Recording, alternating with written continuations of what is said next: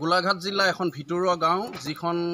গাঁও বিয়া কৰা তৰাজানত আমি উপস্থিত হৈছোঁ এনিভাৰ 24 আমি সদায় ৰাইজৰ পক্ষত আছোঁ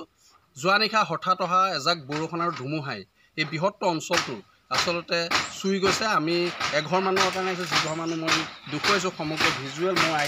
আইতা আপোনাৰ কাষত আমি থিয় হৈছোঁ কি ক'ব এই মুহূৰ্তত যোৱা ৰাতি যিহেতু এক ভয়ংকৰ বতাহ বুলি ক'ব লাগিব কি ক'ব বিছনাতে তলতে শুই আছোঁ গোটেই পানী বৈ গৈছেগৈ চাউল তাউল তিতি কানি কাপোৰ একো নাই কি পিন্ধি মই এতিয়া ফটা মেখেলা এখন পিন্ধি আছোঁ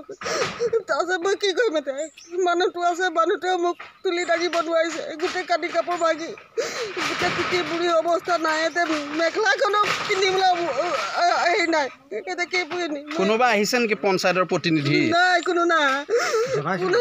কি ক'ব এই ক্ষেত্ৰত কি ক'ব ৰাইজক চৰকাৰক কি ক'ব আপুনি চৰকাৰে এতিয়া আমাক কি চায় কি কৰিব চৰকাৰে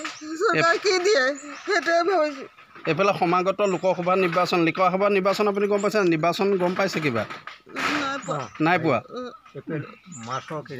আমি ইয়াৰ পৰিৱেশ সমগ্ৰ পৰিৱেশ মই দেখুৱাইছোঁ যিহেতু বিয়া কৰোৱা এই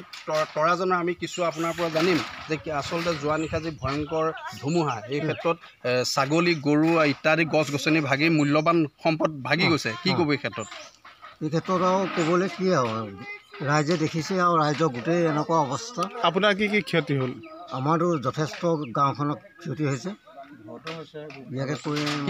কিমান ঘৰমান গৈছে বুলি ভাবে আপুনি ইয়াত কম হিচাপেও 150-200 ওপৰত হ'ব হয় ক'ব লাগিব যে প্ৰায় কমেও 200 গাঁৱতে প্ৰায় 150 ঘৰো অধিক কৃষিজীৱী লোক আছিল আৰু তেখেতলোকে দিন হাজিৰা কৰি খায় তেওঁলোকৰ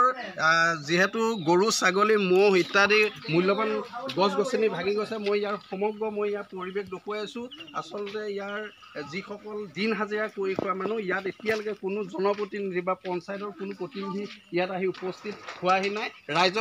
ৰাইজে এটাই আহ্বান কৰিছে ইয়াৰ যিহেতু স্থানীয় বিধায়িকা বিত্তমন্ত্ৰী অজন্তা বাইদেউক অনুৰোধ জনাইছে অতি সোনকালে বিভাগীয় কৰ্তৃপক্ষ ইয়াত উপস্থিত হয়